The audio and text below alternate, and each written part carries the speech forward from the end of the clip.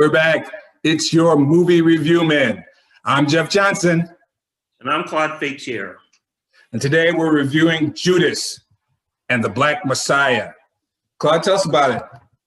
All right. Well, Judas and the Black Messiah was recently released on oh God, I want to say Netflix or HBO Max. HBO Max. Relationship with HBO Max.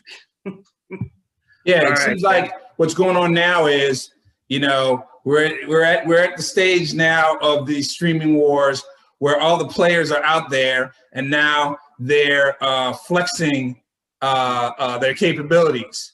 And so HBO Max is tied with Warner Brothers, and so they're dropping during this COVID era of theater, limited theaters and limited theater seatings. They're choosing to drop Warner Brothers films in the theater and on HBO Max at the same time for a limited time.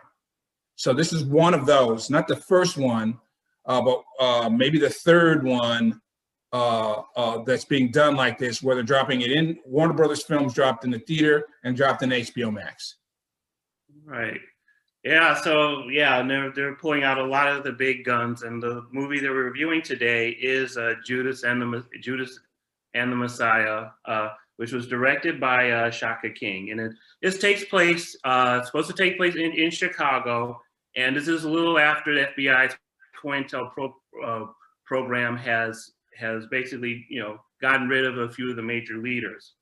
So at this time, the FBI, the FBI, they're focusing on a charismatic leader from the Illinois chapter of the Black Panther Party, Fred Hampton. And when his efforts start beginning to get, you know, national attention, FBI agent recruits FBI agent Roy Mitchell recruits Bill O'Neill as an informant to infiltrate the Black Panther Party and eventually betray Fred Hampton.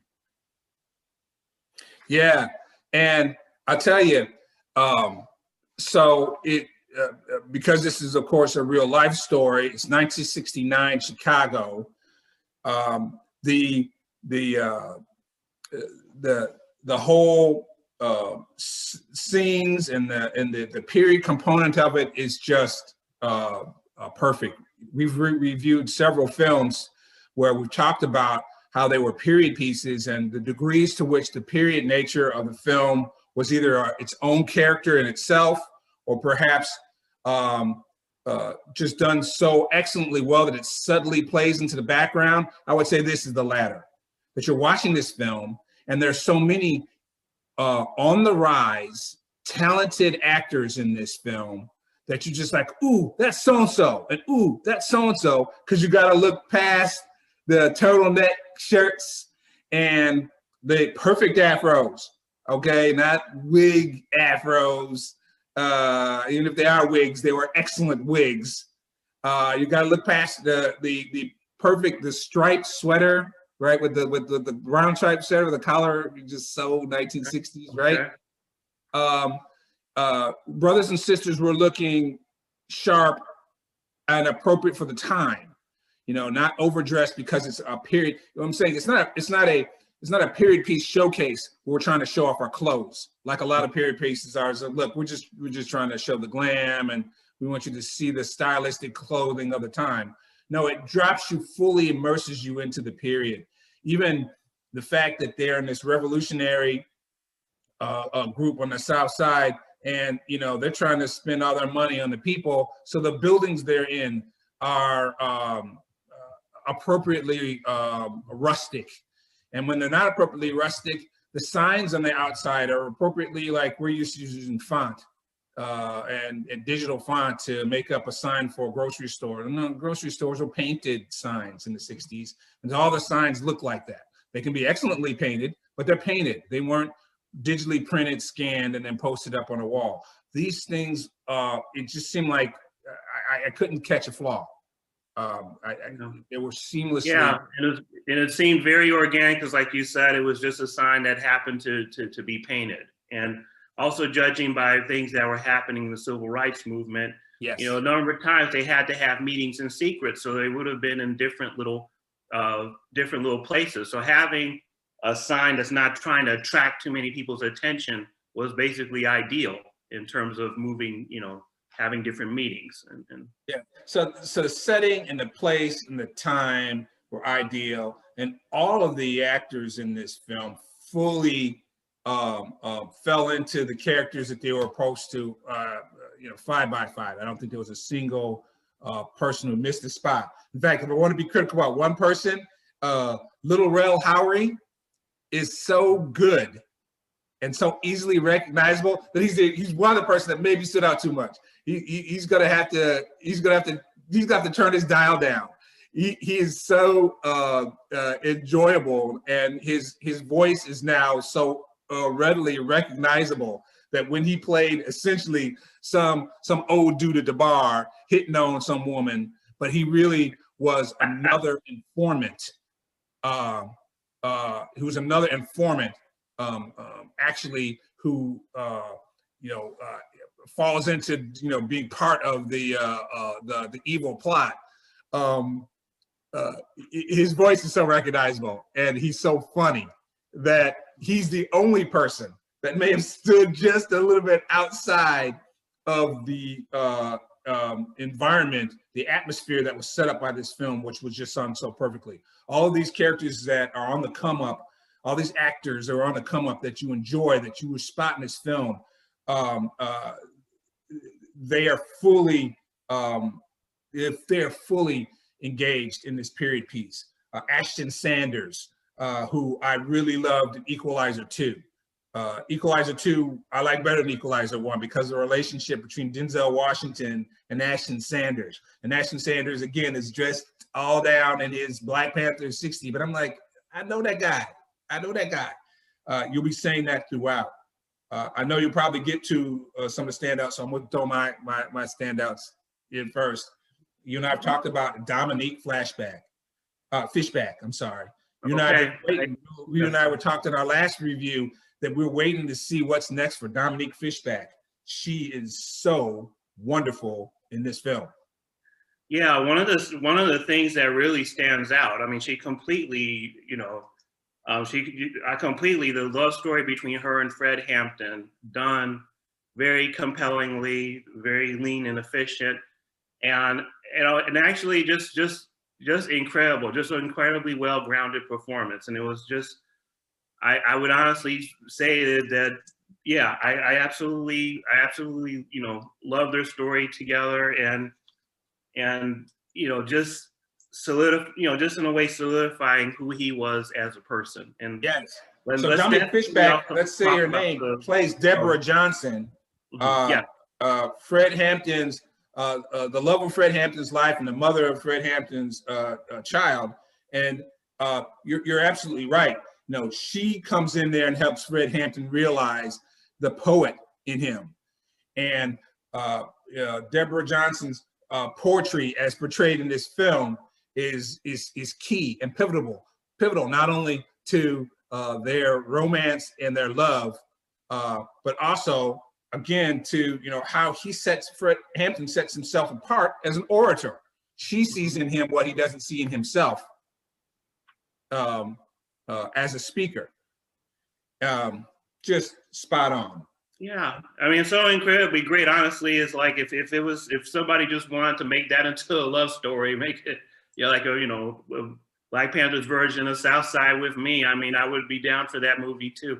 It would stand out incredibly.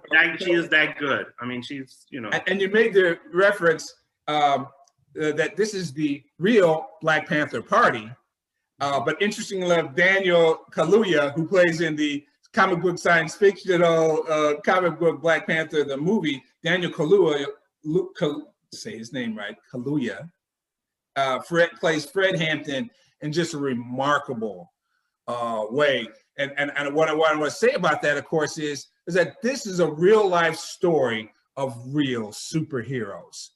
This is a film, watching this film, Claude, what I thought about, as we've seen some really excellent biopics in these last 2 years. This particular one was even more humanizing to me. And I'm sure during our review, we'll unpack the reasons why. I love all these other ones, and we've had some great ones. Harriet is outstanding, and we've reviewed that earlier. Please go look at our review. But Daniel Kaluuya's Fred Hampton is both superheroic and superhuman at the same time. He got a little pot belly on him. Again, it's a tragedy, ladies and gentlemen. If you don't know your history, that can't be really a spoiler to you. But I will tell you, because it's a real person. Sorry. Well, and the title tells you it's a tragedy. It's Judas and the Black Messiah.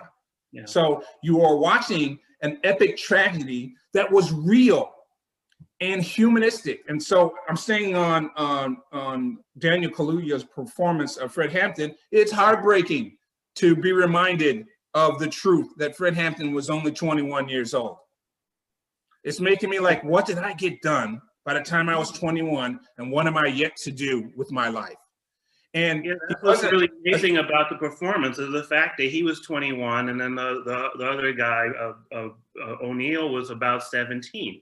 These were people who were carrying on these amazing responsibilities, and they were just barely past being teenagers. At a very young age. And the fact that one is completely, the Daniel Kaluuya's performance is completely, committed. I look past the fact that, I completely bought him as Fred Hampton, and it was like, I had trouble sort of distinguishing like the age, but he completely committed to it. Yes. And so, I mean, in all ways, in body shape. This was a regular guy and a regular young guy. What was outstanding about him was what he did and what he said, not how he looked. Not like the incredibly handsome comic book hero movie star that Daniel Kaluuya is. He fully embraced this character. And then you're watching the character and you're still like, yeah, but this is a superhero movie. This is my superhero movie. He's a superhero. He's Black Panther, and Deborah Johnson is our Storm. For a movie that is in fact a tragedy, as defined even in its title, I just have to say about this, Claude, because we talked about these films that were great African-American biopics, and you and I have talked about the concern that people have, like, I don't want to see no bad news, so I'm not going to go to the theater to watch a movie that's bad news. This movie doesn't feel that way at all. Yes, you know what's going to happen. You should. It's Black History Month. If you don't know, go look it up. But after you watch this film, it's going to make you look up something else. It's going to make you look up the PBS special. Oh my goodness. This film is riveting all the way to the end. All the way to the end is riveting. Just as sure as Titanic was riveting to the end. And yes, you knew what was going to happen to Titanic, and you watched it twice all the way to the end. This is riveting all the way to the end. And then when they give the closing post credits about what really happened to the characters, first they show you the photos of the people, and you're like, wow, makeup and casting was perfect. The actors so consumed, they're so committed to their roles. They really did look like the real life people, right? I mean, they embodied them with their gestures and their actions and manners, and they look like the real life people. But it's going to make you look up the real life people. We're going to do a series on here of things that you should watch together, right? I'm thinking we're going to have to make recommendations that they got to look up the PBS special Eyes on the Prize. I think it was part 2. Maybe you should watch both. I think it was part 2, and that was another cool thing in the very beginning. They sort of, in terms of sort of laying the foundation, they had some very big tasks that they needed to do. Number one, they had to sort of lay out what was the historical situation that was happening at the time.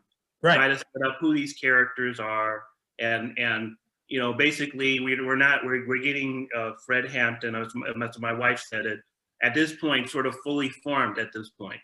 So you have to sort of just a lot of information just to sort of set up, sort of like what was happening. He's assuming the leadership because COINTELPRO has been taking out, like the leaders. Yes. And then also in terms of the character, Bill O'Neill. I mean, we have like we have interesting device introducing sort of like who he is. I mean, in essence, we sort of have an introduction. It's sort of like the car in Leon's bar segment of the story. It itself is sort of like a contained, in a way, and it could be a contained segment about how he sort of like what led to him becoming, you know, recruited to be an informant, and him basically getting, you know, some of the confidence of the Black Panthers. Correct. And it's Make just, him become the Judas character. Little nuggets and things that sort of come back. They drop, you know, some things, and so it was, yeah. And for a film like this, again, that the title says Judas and the Black Messiah. And if you didn't know about Fred Hampton, or didn't know that much, or didn't know very much about it, they have, like you said, a lot of heavy lifting. They have to set up the scene in the background for you. But even after they set it up, it's clear that Fred Hampton, you know, is not Martin Luther King, and is also not Malcolm X. All right, and it is not Huey P. Newton. So then you're like, if you're unaware, you're like, oh well, if he's not these people, you know, is this going to be that great of a film? Is this hero going to stand out and be significant and heroic enough for me? And he's in Chicago. Chicago's not West Coast or East Coast. Is this going to be as, you know, chairman of the Illinois Black Panther movement? Within the film, they show all the people from the other Black Panther offices. He's just from one office. You know, what will be compelling about this story that I'm watching? And then as they set that for you, they deliver for you Fred Hampton and how he is in fact that compelling.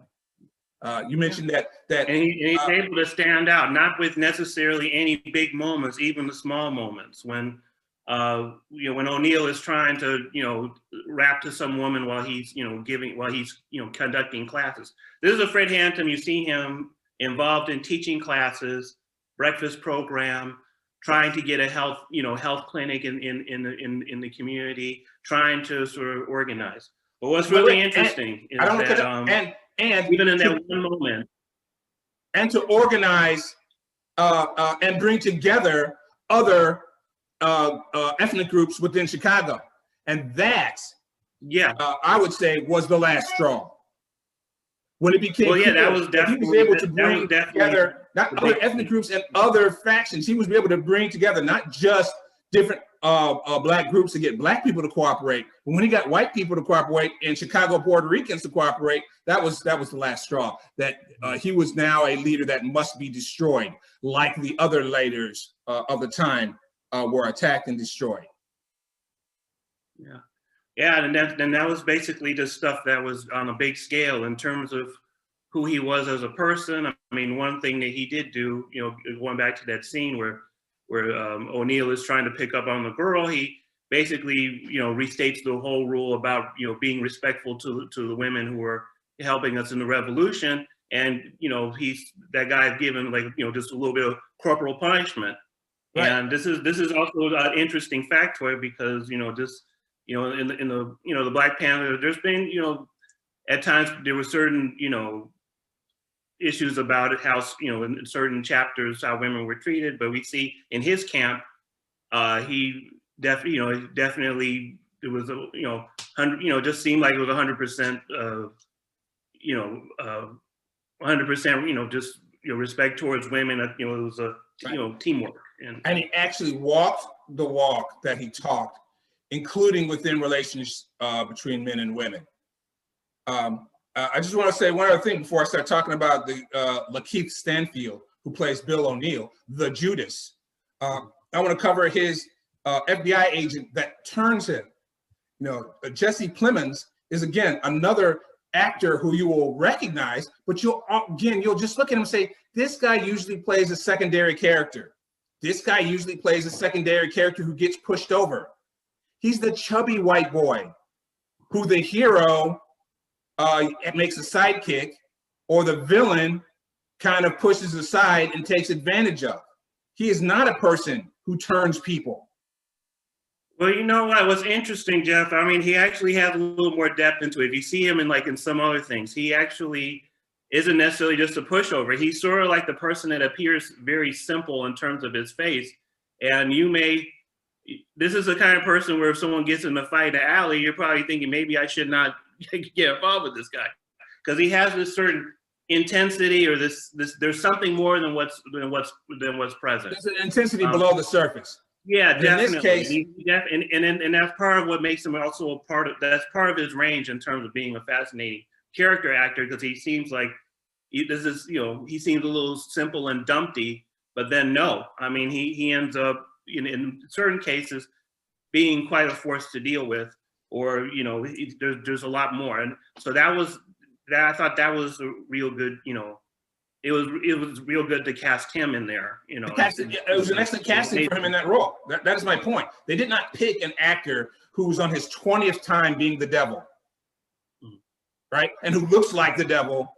And and if you and I were to see in the shoot, well, I'm not going to get turned by this guy, because if I see him coming, I'm like, this is a white guy who I'm going to leave alone because he's evil and he's going to do something bad, or he's going to talk me into something bad. No, the character. Roy Mitchell, the FBI agent, turns Bill O'Neill, and he turns him in a way that feels credible. You even see the Roy Mitchell character see that his leaders who are driving him are maybe going further than he might have originally wanted to go, but he goes there anyway. I want to say that when I talk about LaKeith Stanfield's portrayal of Bill O'Neill, it's compelling.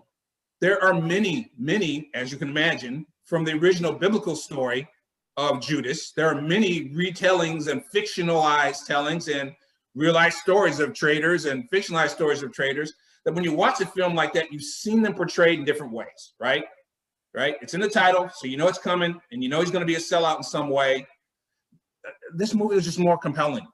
This was, as you mentioned to it, this is a character who was 17. It opens with him.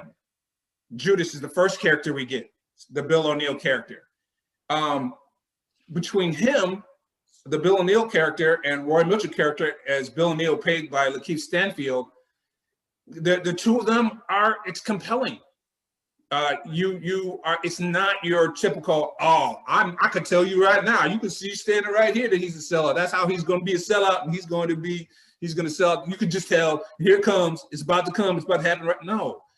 You're drawn even in by both of them as they go down this path toward evil. Even the one who's turned him, like I said, he was like, "Oh, I was going to go this far. You, boss, you want me to go that far?" And then when he does it, yeah, that's wrong. But you see it coming, and it's compelling. It's not, somehow this film did not strike me like that, and struck me more like, again, the many times we've watched Titanic movies where you watch them. It was compelling to the end because it was not a foregone conclusion, even as it is foregone in the title, that this person was going to sell them out. And you could tell that because you could see the inner struggles. You could also, you could relate to who he once was. And I think that's the part that grabs you as the audience in the beginning. You can relate to who he was. And the more that you relate, the harder it is for you to take yourself out of his shoes and step back and judge him. Yeah, I think they sprinkled enough things in order for him to, in order for that part of the story to be intriguing. But, in a strange way, I mean, I don't think that they needed necessarily more time, but for some reason I ended up, in a way just sort of wanting, wanting more. You had these, two amazing actors, and it's a real difficult situation because, just in my opinion, they give you sort of like the bare minimum in terms of why he's involved with this cop, what would make him, he mentions at a certain point, he saw the cop as a role model. Yes. And it was more, in my opinion, said than shown. Correct. And that wasn't fully undone. Yeah. That part about he's my role model was not fully undone. To me, it was like there's a lot of filling in the blanks in terms of why he was with this person. And I'm not saying this is a very difficult ballet because we don't want this movie to fall into like the 80s and 90s dealing with civil rights issue that all this story told through the white protagonist. And the main character is the character of the civil rights person is the background singer per se. But I do think that there was a little bit sort of like a couple of sort of separate stories that were in a way sort of like fighting for dominance. I mean, definitely it would have been Bill O'Neill's perspective, but I did not necessarily want any, you know, I wanted to understand his behavior a little more in terms of why he did what he did. And they did some very interesting things in terms of, I think I definitely learned more about his struggle and everything. I just, you know, in terms of him being around this undercover cop and him being around Fred Hampton, I felt that it seemed like he was at moments attached and then detached from what was happening, which would have been okay as an informant. But I was sort of, I guess, wanting a little more in terms of why was he committed in terms of following through on what this cop wanted to do outside of staying out of trouble. And I think that, you know, not that he necessarily needed a little more time, but what was happening more in Bill O'Neill's character for him to do that.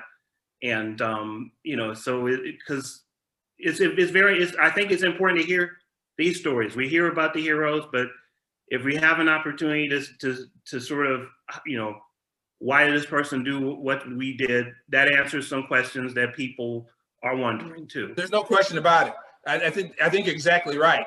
What I would say to that is that you're right. They don't unpack all of that. You know, the fact he said the words, he was kind of my role model. Well, then now you got to show me why and to what extent it was. And they give you some of that, 80% of it, maybe 85. And I'm willing to say that 85, you know, good, almost great, right? You know, all other aspects of the story were great. And then that part of it, good, almost great. I'll even put it to the great in the extent of, yes, you would have liked to have had more, but also they did just leave you out there. So there'll be so much more discussion, especially once they drop on you in the closing credits, what really happened in real life, right?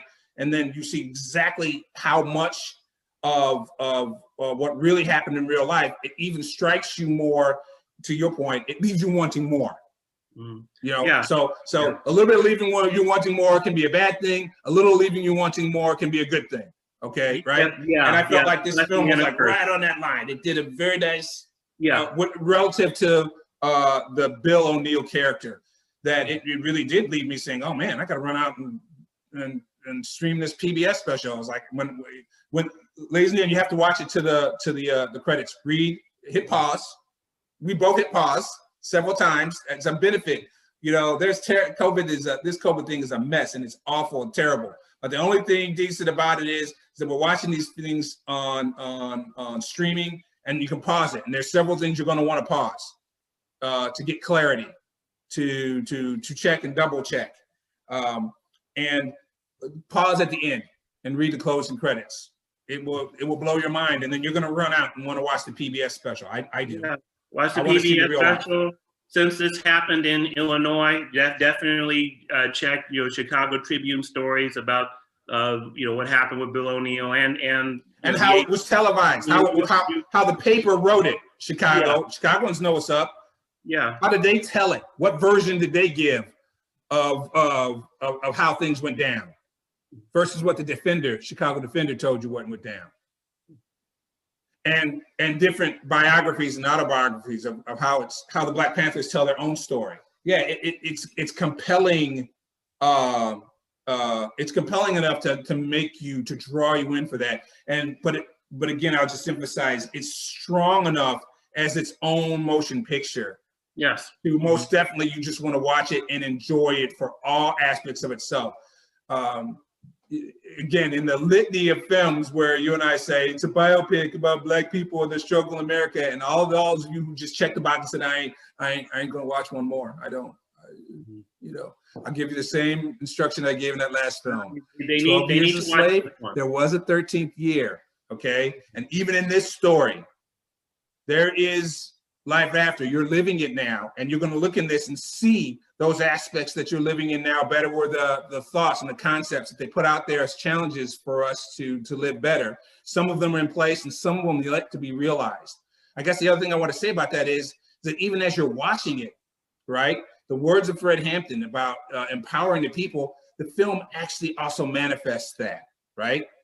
You know, as the Black Panther Party is firebombed and by the police, it's not just a historical, oh, that's a, you know, it's just not just a historical retelling of the bad things that happened. Oh, they did that, that's bad. They did that, that's bad. And they did that, that's bad. And we're just going to show it in this film. No, they rolled past it. I'm watching this thinking like, well, what are they going to, why is the film still rolling? Why is this movie still going after the police firebomb the office? What else is there to talk about? Even the Bill O'Neill character was like, why do you still need me to be an informant for you? You put Fred Hampton in jail and you firebombed his building. What else is there? The movie not only pulls you in to that question, but it answers that question, that the people rose up and rebuilt the facility, right? The Judas character is like, oh my goodness, I thought my job was done being a traitor, and I cannot squelch the spirit, that the spirit lives on and lives beyond Fred Hampton, or beyond the burning of the building, and then, you know, even as we go forward. Yeah, a very like promising part of the story, because at this point he's still in jail, so it shows that there is an, you know, if we get our stuff together, there's an effort that it transcends, you know, the leader. That's what I would say to our audience. Please do not, please. This might be one of those ones that I hopefully will change people's minds with that kind of attitude about historical biopics like this. I hope it is, because, you know, I understand. I understand that feeling of not, I want to go to movies and have that good old Kaluuya and happy ending with full resolution of all characters. I love movies. So I want all those in my movies. So I understand that. But you miss out on both history and great filmmaking if you avoid all films like this. And this is one of the ones I think you could handle better. This is a film that you could handle. If you wanted to see how, you know, how can I watch a tragedy when I want to be happy all the time? You'll watch it the same way you watch Titanic 50 times, and you enjoyed it every single time you watched that Titanic. And the boat still sunk. Yeah, it did. The boat sunk. And worse, Leo DiCaprio went like this. And you still watched it 3 or 4 times, and you know that song was sung far too many times, and you sang it anyway. So I don't want to hear any more about I don't watch tragedies. Art, film includes comedies and tragedies, and some of the greatest ones are tragedies. And this one is, you know, an epic African-American tragedy, played in realistic and hopeful. Can we say hopeful in a tragedy? But humanistic and Black loving kind of way, even as the title is Judas and the Messiah, and your supporting actor is in fact the character who plays a tragic character. LaKeith Stanfield does an excellent job in this. This is not a, I'll just throw in one more thing. Danny Glover is great, love Danny Glover, but yeah, man, you know, after The Color Purple, it took a minute. I needed a minute. You're gonna have to be a nice guy. You're gonna have to do a bunch of Lethal Weapons. You know, you're gonna be a nice guy in like 4 movies in a row, right? I'm not gonna say his name right. The Allstate man is like, wow, they let you do Allstate Insurance after the way you treated Whitney Houston and Waiting to Exhale. Oh, I'm still not over you, man. You know, it took a minute. It took a minute to redeem himself. That's not gonna. I don't think it's gonna happen with him. He's done too many good things, you know. I think of course. I'm saying this is not going to happen to LaKeith Stanfield. Yeah. I'm saying this film is not going to do that to LaKeith Stanfield. He will not be a Judas for like 4 more films where you're like, if I see him on the street, I'm gonna tell him about himself. No, you won't feel that way. I feel this film is so well done. You are not going to feel that way. You're going to feel a different way. To your point, making you want to find out. No, I want to know more about the antagonist story. I want to understand this better. He is in fact the Judas character. but I want to understand this particular Judas character. I understand the Bible Judas character, and it's a good analogy in the sense that he is the traitor. But I want to understand this person better because that's going to help me understand both the experience, the African American experience here in America, and the path forward. Yeah, and just to add a little bit on that, I mean, the whole idea of a Judas, I mean, actually around the time of civil rights, you had people who were labeled Judases because unfortunately in certain situations, you had cooperations with, with some members of our community to victimize somebody. And Simeon Booker, he was a writer for Ebony when he was covering the Emmett Till story. One of the things that he pointed out was the fact that they had this term, Judas niggers for people who were helping, people out. And one of the things that he did in terms of reporting was, one of the reasons why things happened was the fact that there were people who supposedly witnessed what Emmett Till did, and they told the husband what happened. So the husband went and asked the wife what happened. So it's just a matter of, it was a term, it went beyond the biblical term, but there was the fact that, going back to Jordan, Hurston said, not all, skin folk are kinfolk. And that's right. That's right. And so it's extra meaning. And one other double entendre of Black Panther, this being about the Black Panther Party, the lead character being from the Black Panther movie, but Ryan Coogler is both producer and Zinzi Coogler is executive producer for this film. So a nice reunion of actor and producer in this film, and just an excellent cast, an excellent performance. It's a must-see from my point of view. It's a must-see. It's a must-see for American history. I love everything Chicago. So it's less a tour de force of Chicago's cities and locales and situations as it is a tour de force of Chicago politics. And key people and what their roles were. It's just they are as they are, and it's important to see this film isn't much like Black Panther, the Marvel Comics movie. This film is not trying to come from other people's perspective. It's not concerned about how others are looking back at it. I think that's maybe kind of the Coogler effect on this film, that it gets so close to both Bill O'Neill, who's the antagonist, and so close to Fred Hampton and the love of his life, Deborah Johnson, that we're not, even as we're talking about changing the world for the people and for the people overcoming, we're not really talking too much about how other people see Fred Hampton. We were just talking about how this film sees Fred Hampton and sees the person that ultimately takes him down.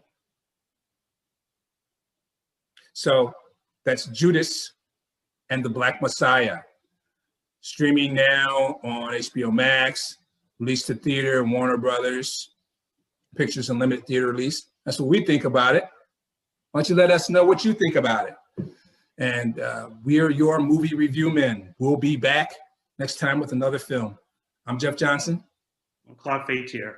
See you next time.